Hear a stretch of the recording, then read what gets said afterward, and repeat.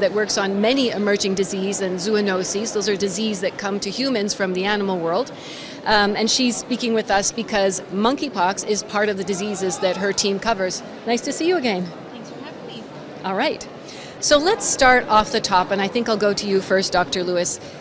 Just very simply, why are we here? Why are we concerned about monkeypox? Monkeypox is not a new disease. Why are we talking about it all of a sudden? Yeah, Nika, you're absolutely right about that. Monkeypox is not a new disease. It's been described for at least 40 years, and it's been well studied in the African region. We've seen a few cases in Europe over the last 5 years, just in travelers, but this is the first time we're seeing cases across many countries at the same time in people who have not traveled to the endemic regions in Africa.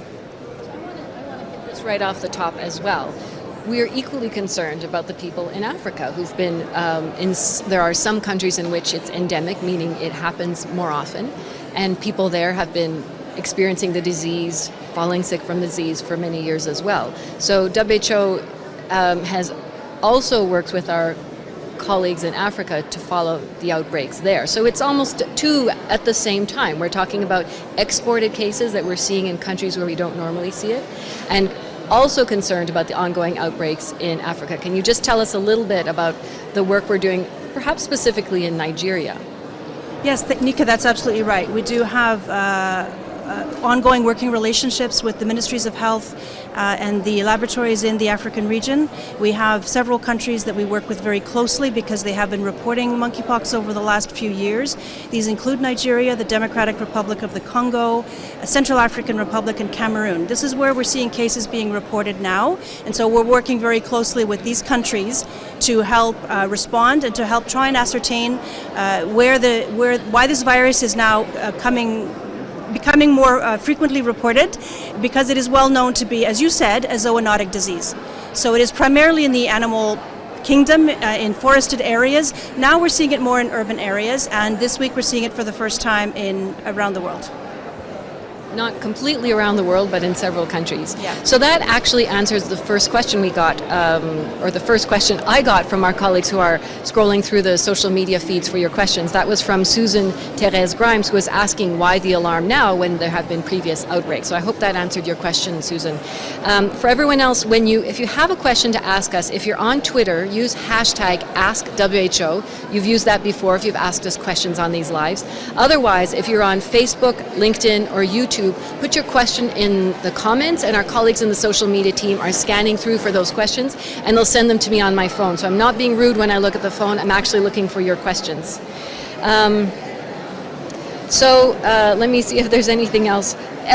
People do want to know how it spreads. We're still in a COVID pandemic. We've very much got COVID on the brain. We have understood, I think, over time how not to get COVID. And I'll stay with you for this one, Dr. Lewis. How does monkeypox spread, and therefore how do you prevent getting monkeypox? So let's just say right off the top that monkeypox and COVID are not the same disease. It's caused by a different virus and it spreads in a different manner. The way it does spread is through close physical contact. People who have monkeypox do develop a rash, and that rash, if you touch it, that can be contagious. So it is person-to-person close contact spread when it's within families or within social networks where close contact happens. With us, Andy Seal, and you might be wondering, why do you have somebody from the HIV, hepatitis, and STIs program to speak with us as well? Some of the cases we have seen this time have been among people who identify themselves as men who have sex with men. We're still trying to understand the dynamics of the transmission, but for now there's some very specific advice we want to give with a community of people who are most affected at this time. So Andy, I want to hand it over to you. It actually would be interesting if you could mention the consultation you just had, and as well as what advice we have. Thanks so much. So I think one of the things we've recognized with this outbreak, it's not typical. We're seeing cases, as you say, among men who identify as gay, bisexual, or from other groups of men who have sex with men in several countries, often linked to travel, or recent travel. And it seems clear, as Rosamond was saying, that this is linked to close contact. So this could be through social contact, possibly through sexual contact, which of course is close contact. We're still in the early days of this outbreak, so there's a lot we're still learning. But the communities themselves are clearly, number one, concerned and really keen on getting accurate information to help them understand risk and how they can manage the risk. And number two, they're really keen to make sure that information is proportionate and fair, and there's a lot of stigma and discrimination that surrounds many diseases.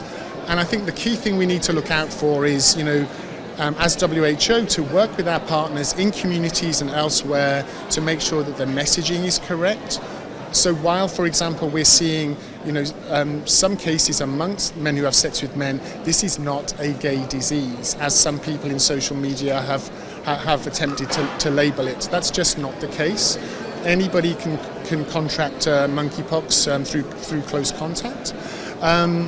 We know as well in WHO that when we want to be responsive to an emergency or to an outbreak, in addition to really working with the experts, tracking the epidemiology, we need to work with communities really from the beginning. And so today we convened an initial meeting of members from the affected communities from all WHO regions, including some representatives from Nigeria, so from endemic settings as well as outbreak settings. And it was a fascinating and timely conversation. We had really sound advice shared, which it can be equally as helpful to us in managing and leading in the response as the science and the data. So we need to really bring the community perspectives together with the science. It's early days. We've got goodwill from the communities. They want to work with us and understand how best this can be contained. Just to understand, Andy, you talked about that it could be spread through sexual contact, but it's not a sexually transmitted disease. Can you just clarify that for us? Because I think it almost sounds like the same thing. If you say sexual contact, it almost sounds like the same thing to somebody who's casually listening. So what's the distinction between a sexually transmitted disease and a disease that could be spread through sexual contact? I think that's a great question. I think many diseases can be spread through sexual contact. You can get a cough or a cold through sexual contact, but it doesn't mean that it's a sexually transmitted disease. Typically, you need an exchange of vaginal or fluids or semen that has an element of contagion to it to transmit the disease. And my colleagues who are more expert in the science will probably explain that much more eloquently. But at the end of the day, I think the difference is that sexually transmitted infection is caused by by sexual intercourse, anal intercourse, vaginal intercourse, or oral sex, and you don't need to have sexual contact in order to transmit monkeypox. Close personal contact is sufficient. Because as Rosamond was saying off the top, it's the rash and the lesions that can spread from touching one person to the other, because we can have tiny breaks in our skin that we're not even aware of, in a way. Maria, I wanted to come to you for sort of an overarching question. We said anybody can get monkeypox, but not everyone is at risk of monkeypox. Can you help us contextualize that? Who's at risk? Who isn't at risk? Based on what we know now. That's a great question, and thanks for including me in the panel today, because we do want to make sure we put correct and accurate information that's out there. So this is an evolving situation, and so what we are learning from countries that have not typically had cases before, these are cases which are having outbreaks now. Cases are being identified in certain communities now, with focusing on the surveillance in communities of men having sex with men. But as surveillance expands, we expect that we will see more cases. And I don't know contextually wise if we've actually said yet so far like what we are actually seeing, because it's very different than COVID, where we see hundreds of thousands. I'm hearing that the audio is not very clear, so if you can just nip closer to your microphone, maybe just lean in a little bit. Yes. Thanks, Maria. Is that we want better? to make sure you get all her answers clearly heard. Yes. Okay, let's try that again. Hopefully. So your question was to contextualize this and see where we are. So let me start with the context first, and then I'll go into the specifics of the question. So as Rosamond described, and as you've described, Nika, we're seeing not typical patterns of monkeypox transmission. And as Rosamund has said, we've been aware of this virus for 40 years. So in countries where we are seeing new cases that have not experienced cases before, surveillance has really focused on particular populations so far. And right now we are describing what we are seeing. And what we are seeing are cases being detected in the communities of men having sex with men, who identify as having sex with men. But as surveillance expands, we expect that more cases will be seen. But we do need to put this into context because it's not COVID. So we have so far seen, and I don't actually have the exact numbers at hand because we're learning more even as we sit here, but we're talking about less than about 200 cases of confirmed and suspected cases so far. So that may change over time. So this is really important why we have surveillance and why we have raised an alert to say, okay, we need to be on the lookout for this in countries that don't typically experience monkeypox. So we've been working with countries, we've been working with ministries of health to expand surveillance, to look for people who have rash, so dermatology clinics, emergency departments, infectious disease clinics, sexual health clinics, so that we really understand the extent of infection. But your question was, who's at risk? So as Rosamund has explained, transmission is really happening from close physical contact, skin to skin contact. So it's quite different than COVID in that sense.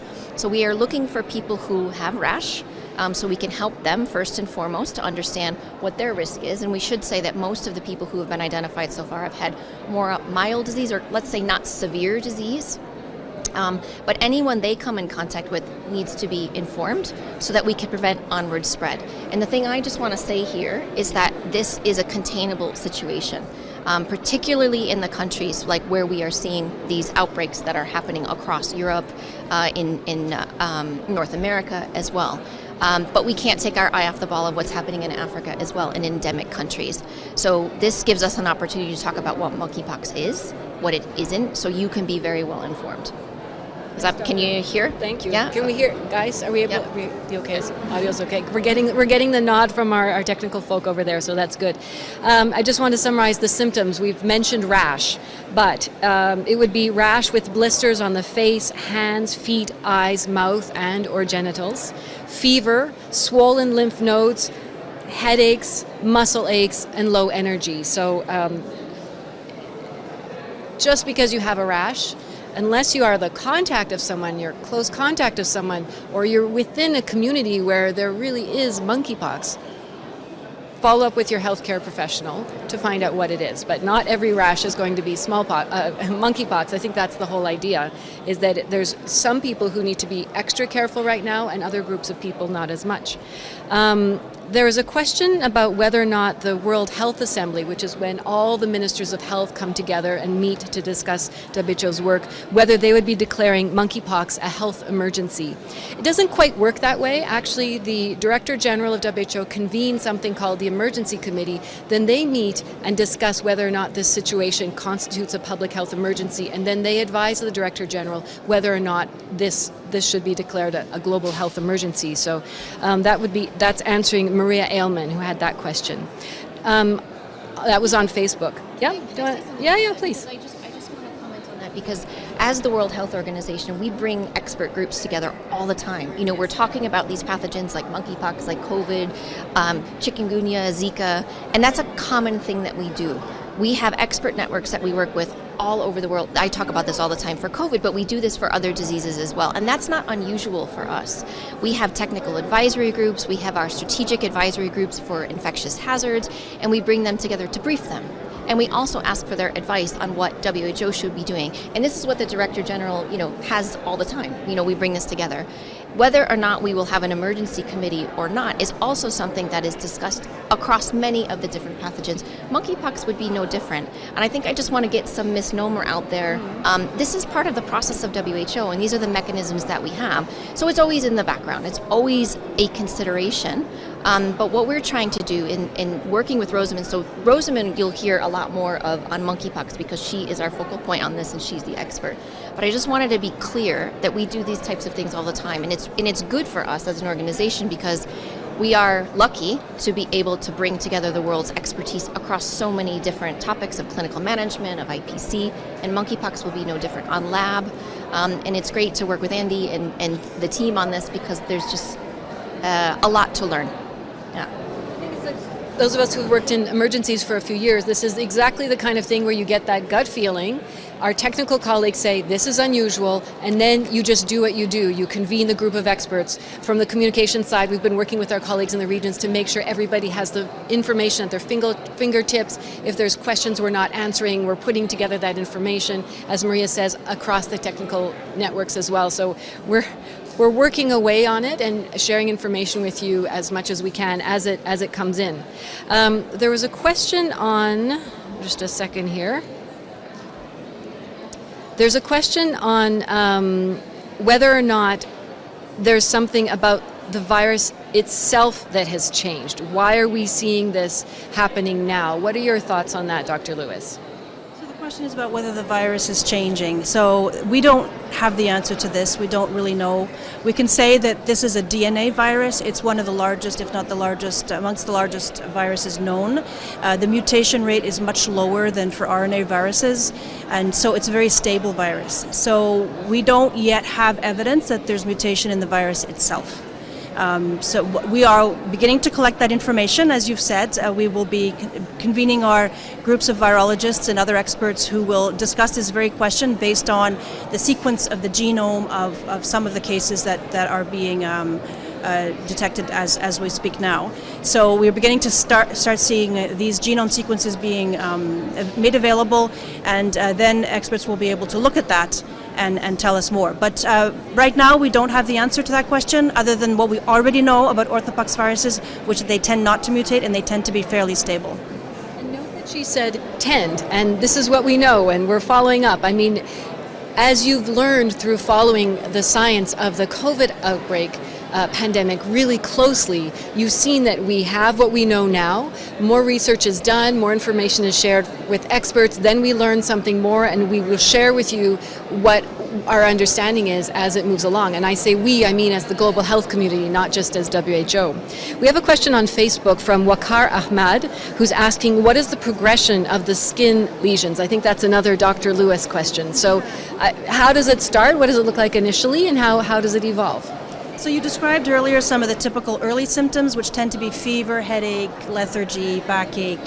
And this usually lasts for a day or two. We call it the prodromal period.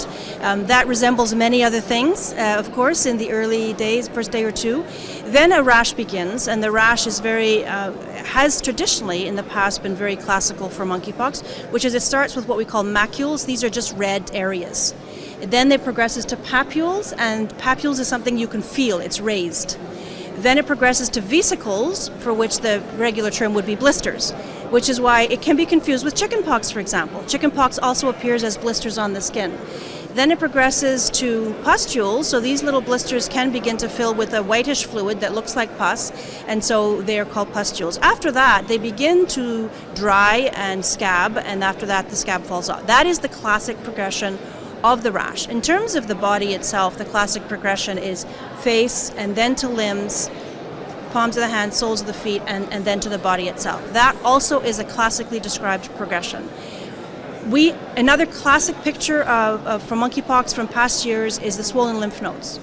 You might recall that the World Health Organization and all countries of the world eradicated smallpox. And the eradication of smallpox was declared in 1980. And so that disease no longer exists. To show that some things are containable, even when they've been around for a very long time. The reason I raise this now is that at the time of eradication of smallpox, monkeypox had already been identified in people. 1970 was the first time. So we had a period of about 10 years when we had a little bit of both. And the distinction between smallpox and monkeypox was the swollen lymph nodes. If a child had swollen lymph nodes, it was more likely to be monkeypox than smallpox. So these are some of the things we know already, because countries that are familiar with this infection, this infection that comes from the animals in the forest actually, they are familiar with this, and so this is what has been classically described for a long time. What we are seeing today, still we have that picture, but we also have a higher proportion of cases where the rash may begin a bit more locally and it may remain a bit more locally. Possibly because of the nature of the contact, again we don't know, but we're seeing more cases where the rash begins in the genital area, which is not new. That has always been there, but it's more frequent now, and sometimes it tends to stay there. So it's also possible that the rash may not be visible because it may be covered. If it doesn't reach your hands or your face, then it may not be seen. However, it does remain important to consult your healthcare provider, because that rash can even contaminate your bedsheets, your clothes, and so on. And so you don't want to expose people in your family, for example, or your other social contacts to contaminated materials, which is also one way in which monkeypox can spread. Brings us on to another question. I think it fits in well again. So we've been saying right off the top that not everybody's at equal risk, and in communities where there are people, in social networks where there are people with monkeypox, those who are most at risk are their close friends, their close contacts, their family members as well. Historically, you mostly saw monkeypox would spread between family members and also sometimes health workers who are helping those people. So here's a question from Vasiliki Angoridi, and this will be for you, Andy. Saying, can you please elaborate more on the MSM comment, because many officials have considered that a rushed, superficial approach that only fuels discrimination. So just talk a little bit again, maybe even just again, why you're with us and why we're having, for now, an inclusive approach, focusing in part on men who have sex with men, but as Dr. Van Kerkhove explained earlier as well, we're also asking countries to look in dermatology clinics, primary health care, and elsewhere to see if they can find further cases of monkeypox. So that was a very big preamble, but just wanted to pass back to you, Andy. Can you explain why you're here and why we have special concern and working especially with communities of MSM? Of course. So yesterday we issued some interim public health guidance for gay, bisexual and other MSM, and it really tried to answer the question you just posed to me, essentially. And really one of the things that we've, again, it's early days and we don't have all of the information yet, but this demographic is generally a demographic that really does take care of health screening when it comes to potential STIs. So, for example, we know that MSM, if they do spot an unusual rash, they're likely to want to get it sorted out quite quickly. So they'll want to go and seek health advice. They'll want to access an STI clinic if they have services in their local area. And so the fact that they've been proactive about responding to unusual symptoms might be part of the story. And again, more of this will really become clearer in the weeks and days to come. So I do think that could definitely be part of the story. Similarly, I think the classic thing here is that, we have this atypical outbreak. It has been widely reported in the mainstream media in a number of countries. Sometimes the reporting is very good. Sometimes it does come, sadly, with some misinformation, stigma and discrimination, not only about the MSM community, but perhaps also unintentionally suggesting that this is an African disease by only using images of black skin, for example. And so there are ways that we can work with communities to learn from really decades of experience around tackling stigma and discrimination with HIV.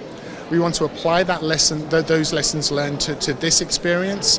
And again, we work very closely with colleagues on COVID as well around the same issues. How can we make sure that communities are helping inform messaging, helping us with the surveillance around myths and misinformation, collectively directing people to trusted sources of information, and really encouraging people to act appropriately, responsibly, and really do their very best to find trusted sources of information and advice. Can I come in on that one, Nika? So in addition to what you've described here, I think we need to, when we respond to something that looks different, it looks new for whatever reason, as public health professionals doing an outbreak investigation, we need to describe what we see, right? We describe what we're learning.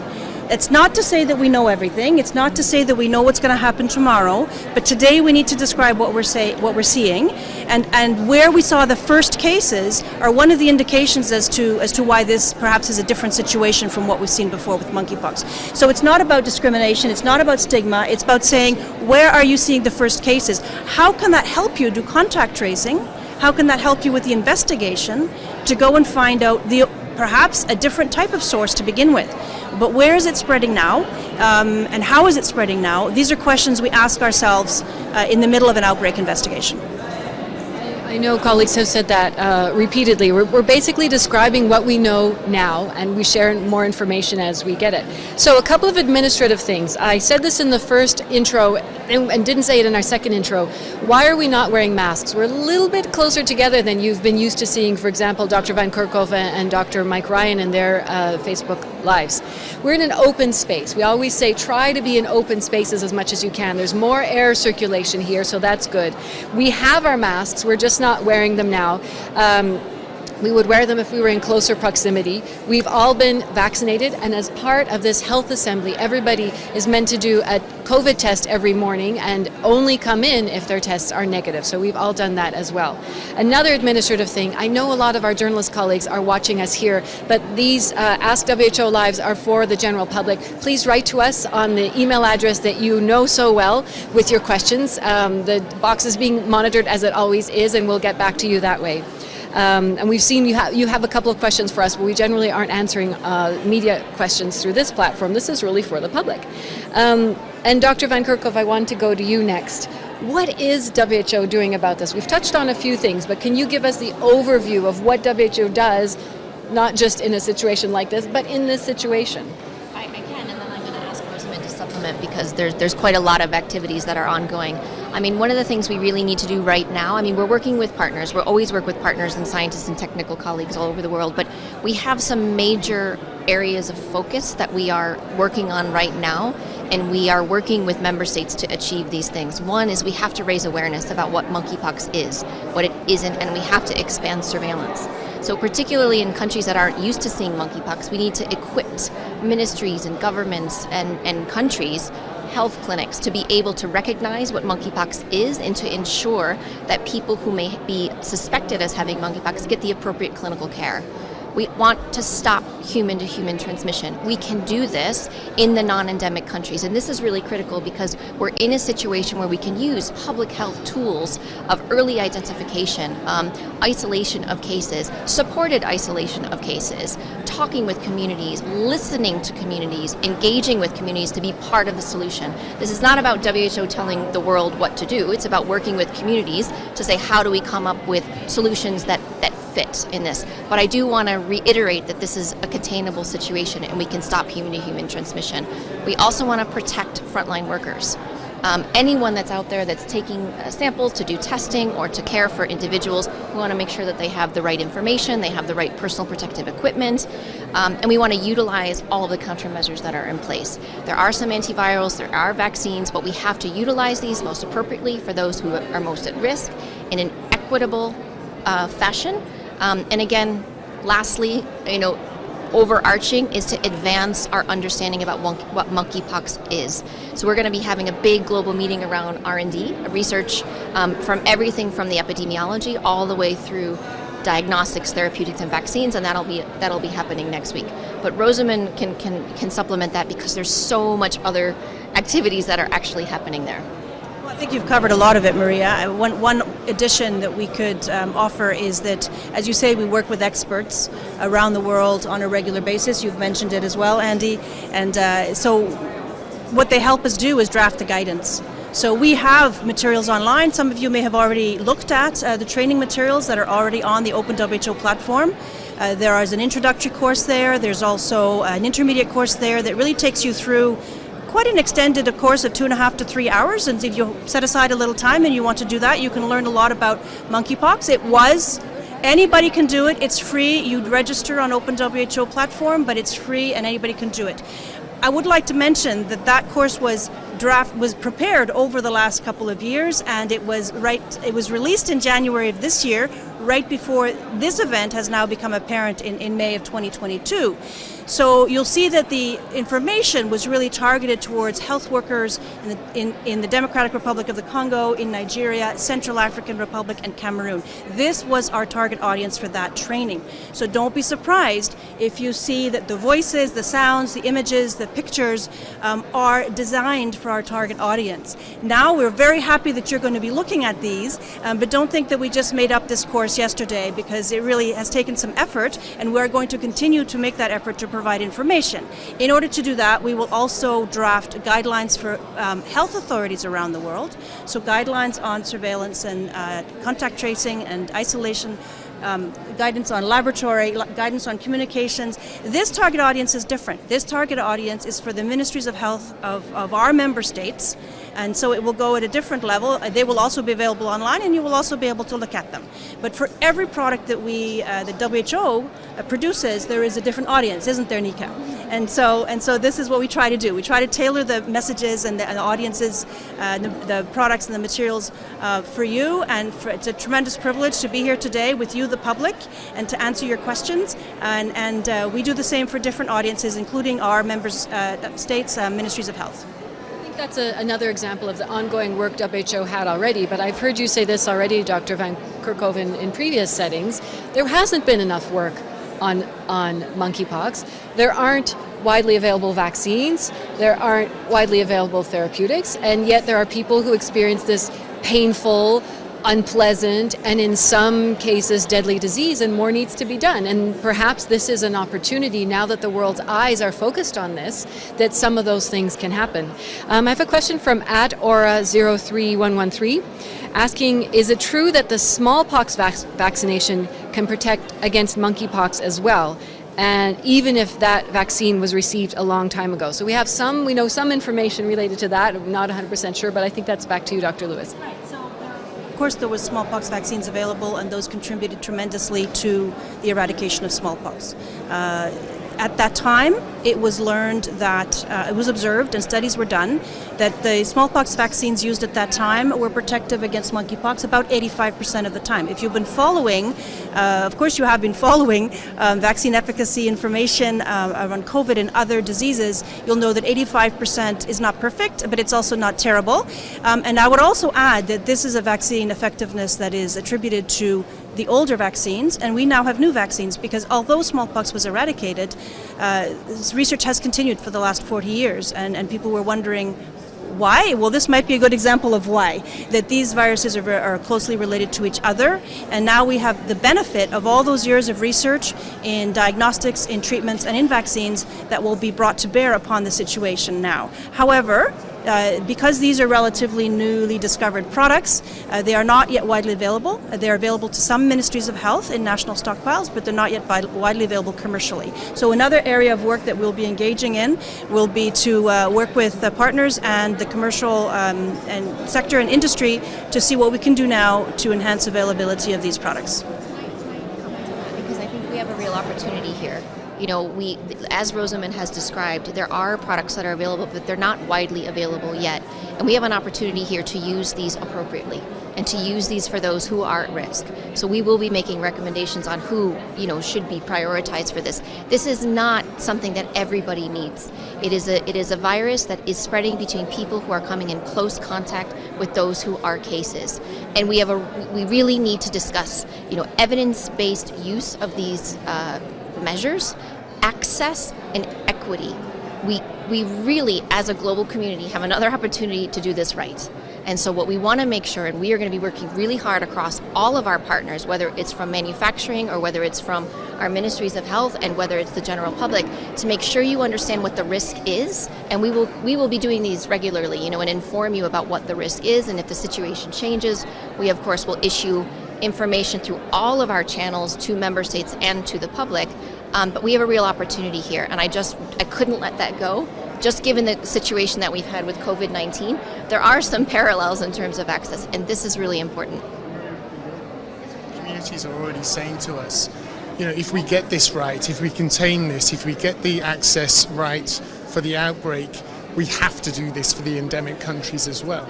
And I think this is where the opportunity is coming in, and the communities have already spotted this, they're already talking about it, and it's something that I think is definitely part of our intended approach. Thank you. And with that, we're going to wrap up. We haven't answered all your questions, but we do see and hear your questions, and we fold the answers into our speeches, into our Q&A, into the products we put out on social media platforms. So continue to ask those questions. That helps us know what you need to know.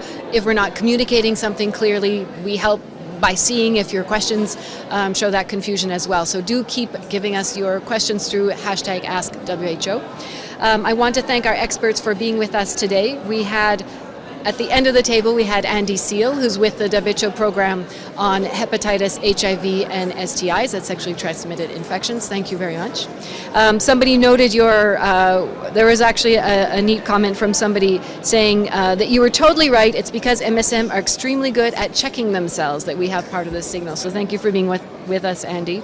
We have also Dr. Rosamund Lewis, who's the head of the Smallpox Secretariat in WHO's Emergencies Program, and I think maybe you understand a little bit more about how smallpox and monkeypox are related now.